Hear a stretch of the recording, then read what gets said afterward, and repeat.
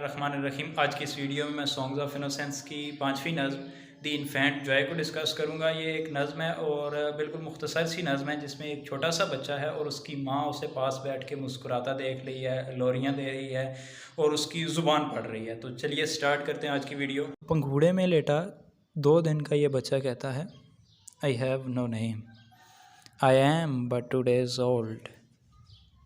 मेरा कोई नाम नहीं है, मैं सिर्फ 2 दिन का हूँ। तो जो पास बैठी उसकी माँ है वो पूछती है, व्हाट शैल आई कॉल दी। ऐसे विलोल करते हुए, प्यार करते हुए, पुचकारते हुए, जैसे बच्चों के साथ माएँ बातें करती हैं, बिल्कुल छोटे बच्चों के साथ ऐसे ही उसकी थोड़ी पे हाथ रख के, चीक्स पे हाथ रख के बड़े प्यार से वो बात करती हैं। तो इसी तरह इसकी माँ पूछती है, व्हाट शैल आई कॉल दी। अभी बच्चे का नाम नहीं रखा गया तो उसकी माँ कहती है कि मैं तुम्हारा क्या नाम रखूँ या मैं तुम्हें क्या पुकारूँ। तो बच्चा कहता है, यानी बच्चा बिल्कुल आगे से मुस्कुरा रहा है और उसकी माँ बैठी लिपसिंग कर रही है। हाँ हाँ बिल्कुल, टिकटॉकर या उसकी माँ लिपसिंग कर रही है। अच्छा, तो वो उसकी ना पढ़ रही है उसकी लिप्स को, यानी वो अपने पास से सोच रही है कि बच्चा ये रिप्लाई दे रहा है। तो जो छोटा बच्चा है वो ये कहता है, I happy am, joy is my name. मैं खुश हूँ और मेरा नाम खुशी है। अच्छा, अगर बच्चे का नाम खुशी है और जॉय है तो जॉय जो इंग्लिश में अगर नेम रखा भी जाए तो ये लड़कियों का रखा जाता है। हाँ, हैप्पी सिंह जो होता है वो सिखों वाला नाम होता है। तो माँ उसकी कहती है, स्वीट जॉय बिफॉल दी। जो स्वीट जॉय हैं वो उनका नज़ूल हो तुम पर। प्रीटी जॉय, खूबसूरत जो खुशियाँ हैं, खुशियों से तुम्हारी ज़िंदगी भरी रहे। Sweet joy but 2 days old, तुम सिर्फ 2 दिन के हो प्यारे मीठे।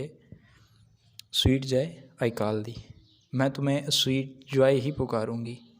दो dost smile I sing the while, तुम मुस्कुराते रहना, मैं तुम्हें लोरी सुनाती हूँ।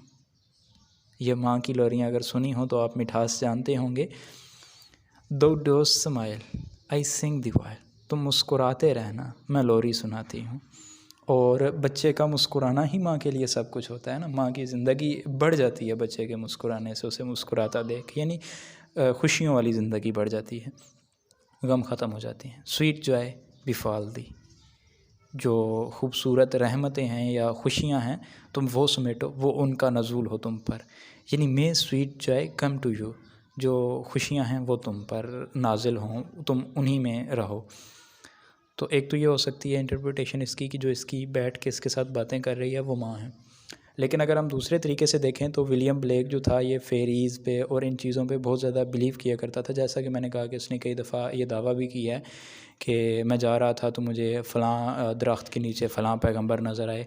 मुझे नाम नहीं याद, इंग्लिश में कोई नाम था और इज़हेक करके कुछ नाम था, शायद हज़रत इसाक अलैहिस्सलाम का हो, मुझे वो नहीं याद। अच्छा, दूसरी दफ़ा इसने एक और दफ़ा कहा था, 7 साल का तब था, कि मुझे खिड़की में जो है वो खुदा नज़र आए, खुदा की शक्ल मुझे खिड़की में नज़र आई। ऑफ़न ये कहता था कि जब भी ये बाहर निकलता था तो दरख्तों पे से मुख्तलिफ़ किस्म की स्पिरिट्स नज़र आती थी। या इसी तरह ये इसने कहा कि बाद में जब ये जवान हो चुका, पोएम्स लिख रहा था, तब ये कहता था कि ऑफ़न स्पिरिट्स आती हैं और वो बैठ के मुझे डिक्टेट करती हैं पोएम्स और मैं वो लिख दिया करता हूँ।